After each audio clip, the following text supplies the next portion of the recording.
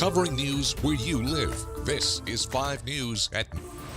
Well, firefighters have been working to contain wildfires across South Carolina as a state of emergency is declared. And President Trump will meet with his national security team to talk about Ukraine. Following Friday's explosive meeting with President Zelenskyy, we'll have what both sides are saying about negotiations moving forward. Well, firefighters worked all night to contain wildfires that erupted across the Carolinas over the weekend. A state of emergency was declared in South Carolina yesterday after officials said they responded to nearly 200 wildfires. That number is much lower now. Dave Malkov has more from outside Myrtle Beach, where one of the largest fires is burning. Flames ripped through Carolina forest near Myrtle Beach on Sunday. Across South Carolina, there is fuel to burn and a dry wind blowing. South Carolina's governor issued a state of emergency to help respond to more than 175 fires. That adds up to more than 4,000 acres, some very close to homes. Residents took this video. There's thick smoke billowing over homes and neighborhoods in Carolina forest. The fire there doubled in size over the weekend. I've never seen anything like this is crazy. Anywhere. Yeah. We just took a ride, and between the police and the planes and the cars and fire engines, and it's new to us. Hundreds of first responders worked around the clock to fight the flames from the ground and the air. In some cases, it got way too hot for people to stay in their homes. They packed up and moved to a safer place. It's been surreal. I mean, they keep popping up, these little things do, and you don't know if they're going to come into your house or the next neighbor's house. And look at how smoky it is right now. These neighborhoods are just socked in with all this, and this is part of the problem right here. Listen to this. I'm going to put it right up to my microphone. That is crispy, crispy fuel for this fire. Fires need the fuel, they need low humidity, they need high heat, and they need high winds, and that's what they got. But luckily, firefighters have come here from all over the region, and right now we have no structures that have been lost, no people that have been seriously hurt. That is the good news, but this danger is not over. Dave Malkov, CBS News, Myrtle Beach, South Carolina. All right, not too bad so far for today. Daytime highs eventually going to reach up into those mid-60s. Some of us reaching that already. More than likely, we're going to continue to see cloud coverage building in throughout the day today. You take a look across the area. Some places have a lot of cloud coverage right now. Others seeing some peaks of sunshine and not too bad. Really, the bugger for today is going to be of how windy it's going to be. Wind gusts near 30 miles per hour by the time we get to this late afternoon into the early evening hours. Some places, some counties even issuing a temporary burn ban for today. Northwest Arkansas, the rest of the day, more cloud coverage filters in. Temperatures staying into those mid-50s because of those strong winds up from the south. Across the river valley, we're going to see those upper 50s as well. Again, by the time we get to tomorrow morning's commute, though, that's where some challenges come in. Tuesday morning, we're expecting strong to severe thunderstorms back across our region. We'll talk about those storm threats coming up in just a bit. Thanks, Stephen. President Trump is expected to meet with his national security team this afternoon to discuss next steps on Ukraine, following Friday's explosive White House meeting with the Ukrainian president that was supposed to take a step towards ending the war with Russia. Natalie Brand has the latest on the fallout. Days after the Oval Office clash, Ukrainian President Volodymyr Zelenskyy signaled he believes the relationship can be saved, saying it's bigger than one moment.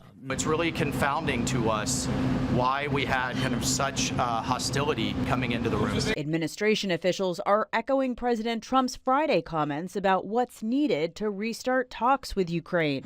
He's got to say, I want to make peace. He doesn't have to stand there and say about Putin this, Putin that, all negative things. While Zelenskyy left the White House Friday without signing the Earth Minerals deal, the Trump administration hasn't completely closed the door on an agreement. We have to see if President Zelenskyy wants to proceed. What's the use in having an economic agreement that's going to be rendered moot if he wants the fighting to continue? European leaders welcomed Zelenskyy this weekend at a summit to talk about Ukraine's defense and outlined what they believe are steps toward peace, including continued military aid to Ukraine and economic pressure on Russia. Peace talks that must include Ukraine and arming Ukraine to deter future invasion. British Prime Minister Keir Starmer said he also spoke to President Trump on Saturday. Let me be clear. We agree with the president on the urgent need for a durable peace. Starmer said he, Zelenskyy, and French President Emmanuel Macron have agreed to work on a plan to stop fighting and then take it to the United States. Natalie Brandt, CBS News, the White House. Reaction is pouring into the president's executive order declaring English as the official language of the United States. The order means government agencies and federally funded organizations now have the option to stop providing documents and services in languages other than English. It's a reversal of a policy introduced by former President Bill Clinton, making language support for non-English speakers necessary. Critics argue there are greater problems facing America.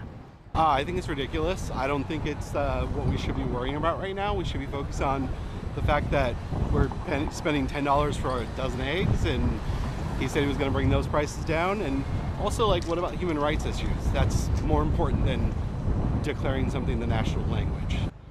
According to the U.S. Census Bureau, more than 350 languages are spoken across the nation, with Spanish, Chinese, Vietnamese, and Arabic the most common languages after English.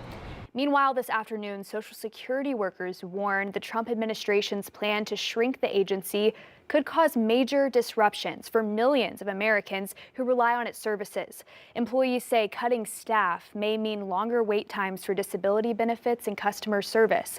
Officials say last year, some 30,000 Americans died while waiting for disability decisions. Well, lawmakers already starting their discussions on potential bills this afternoon in what is set to be a busy week at the Capitol. One of the bills set to be discussed is House Bill 1180, also known as the Baby Olivia Act. The bill narrowly failed to clear a Senate committee last week, though it easily passed in the House. That bill is now on the Senate Education Committee agenda today. We'll keep you updated as we track the progress of the bill. An Asylum Springs family continues their search for answers after Travis Roberson went missing over 19 years ago. 5 News reporter Parker Abels met with two of his sisters to see where this case stands. He's a prankster, extremely protective of family. He's one of the types that if someone was to hurt us, he'd be in the front line. On February 28, 2006, Travis Roberson went out with his friends to celebrate Mardi Gras in Fayetteville. And that was the last anyone has heard from him. It's rough. We don't know whether he's alive or whatever. Anytime I see a story that gets shared of them finding a body, that's where I'm just like, yeah, I'm like, my heart just sinks. And the hardest part of the situation for his sisters, Sonia and Keisha Robertson, is the lack of information. It's the not knowing. That's the hardest part. It's one of those things where you want, I guess you wouldn't say either way you find out you won't get closure. It's just the not knowing is going to end because we want to know if he's safe. We want to know if he's laying somewhere like in a shallow grave. We want him to have that proper burial. When Travis originally went missing, Keisha filed a report to the Asylum Springs Police Department. But because Travis went missing in Fayetteville, they transferred the case there. But Fayetteville PD said they never received it, which wasn't discovered for over 6 years. Asylum was saying that they transferred the case to Fayetteville. Fayetteville said they had no record of that. So for 6 years, neither department was working his case. So everything from that night was gone. Witnesses, a video feed, and of course, dental records. So they're basically starting from scratch. Yeah. And in May of last year, they lost their mom, Lana, who was the biggest advocate for trying to find her son. She never gave up, though. She never gave up hope. I mean, she was searching from day in, day and night. You know, she wasn't going to give up. Finding Travis was her sole purpose. Finding out what happened to him. To honor their mom, they will keep fighting to find their brother. We can honor her by continuing to never give up, just fight every single day. Yeah, reaching out to people and getting his story out there. During this tough time, there is a way the community can support the Robertsons. If someone asks me what they can do to help, I just tell them pray. That's prayer. That's what gets me through it. That's just pray. For not just for my brother, but for any person that has a missing loved one. And they ask if you know anything, please come forward. I just want people to know, like, we're not out for revenge, whoever it was or what. We just want him, his body, or we just want closure. I mean, have a heart if it was their family or member or whoever, their friend, they would want the same. We're not asking for a lot. You can do it anonymously. In Salem Springs, covering news where you live, Parker Abels, 5 News. Today, the family continues to hope that someone out there has information about this case. If you know anything, you can reach out to the Salem Springs Police Department directly. Well, a Benton County doctor facing sexual assault charges had his trial dropped last month, but the legal battle is not over. Charges were dropped in Benton County, but Adam Moss still faces multiple allegations. He is accused of sexually assaulting multiple patients with 2 more charges in Washington County. He's set for a hearing tomorrow, while also facing a medical malpractice lawsuit in Benton County, set for trial in October of this year. In other news, we're learning Brian Hyatt's counsel has requested a new trial date. The former Northwest Arkansas psychiatrist is accused of Medicaid fraud and was set to face a jury in April. Hyatt's legal team is now waiting for a judge's response after requesting that new trial date. Hyatt was arrested in 2023 and is charged with 2 counts of violating the Medicaid Fraud Act, which he pleaded not guilty.